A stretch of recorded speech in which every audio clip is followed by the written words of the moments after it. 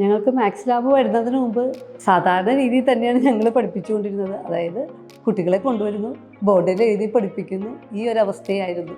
പക്ഷേ maths lab വരുന്നതെന്ന് പറഞ്ഞപ്പോൾ ഞങ്ങൾക്ക് ഒരു ആശങ്കയുണ്ടായി. എന്തായിരിക്കും മാത്സ് ലാബ്? കെമിസ്ട്രി ഫിസിക്സ് ഒക്കെ നമ്മൾ എക്സ്പെരിമെൻറ്റ് ചെയ്യുന്ന പോലെ തന്നെയാണോ ഈ മാത്തമാറ്റിക്സ് ലാബ്? എന്തായിരിക്കും ഇതിൻ്റെ പ്രത്യേകത എന്നൊക്കെയായിരുന്നു ഒരു ആശങ്ക. കുട്ടികളെ പഠിപ്പിക്കാൻ പറ്റും.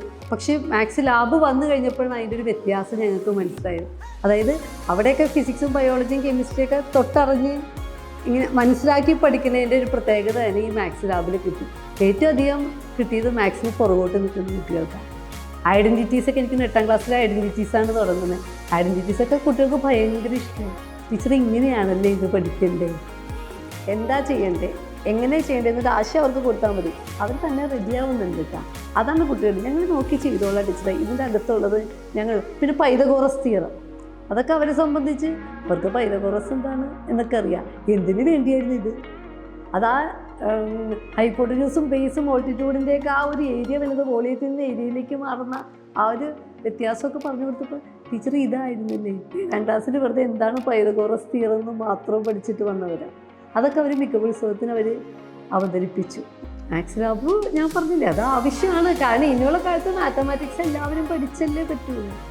അപ്പോൾ 10ാം ക്ലാസ് കഴിയുമ്പോൾ ഇഷ്ടക്കേട് കൊണ്ട് കുറേ പേരൊക്കെ മാറുന്നുണ്ട്. പക്ഷെ 10 വരെ പഠിക്കണ്ടേ? കുട്ടിക്കത് ഇഷ്ടപ്പെട്ട് പഠിക്കണം. ആ കുട്ടി ഇഷ്ടപ്പെട്ട് പഠിച്ചു കഴിഞ്ഞാൽ അത് തുടർന്ന് പഠിക്കും. അതിനോട് ഒരു ദേഷ്യമാണ് എനിക്ക് മാർക്ക് കിട്ടില്ല, ഇത് പഠിച്ചിട്ട് എന്ത് കാര്യം എന്നുള്ള കാര്യങ്ങളൊക്കെ വരുമ്പോഴാണ് അവർ ഇതിനോട് ദേഷ്യം വരുന്നത്, അവർക്ക് ഈ സബ്ജക്റ്റിന് ഇഷ്ടപ്പെടാതെ വരുന്നത്. പക്ഷെ അതവർ ഇഷ്ടപ്പെട്ട് പഠിക്കും. 2-3 പ്രാവശ്യം പറയുന്ന കാര്യങ്ങൾ ഒരു പ്രാവശ്യം കാണിച്ചു കൊടുക്കുമ്പോൾ കുറച്ചെങ്കിലും കുട്ടികൾക്ക്, ഒരു 50% കുട്ടികൾക്ക് അതൊന്നും മനസ്സിലാവും.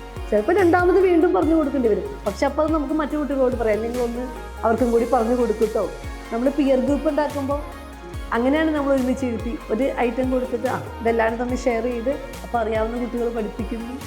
നമുക്ക് ധൈര്യമാണ്. അപ്പോൾ അത് അവർക്ക് കിട്ടി. ആ ഒരു കൺസെപ്റ്റ് നമുക്ക് അവരുടെ കൈകളിലേക്ക് കിട്ടി എന്നുള്ളൊരു ധൈര്യം നമുക്ക് കിട്ടുക.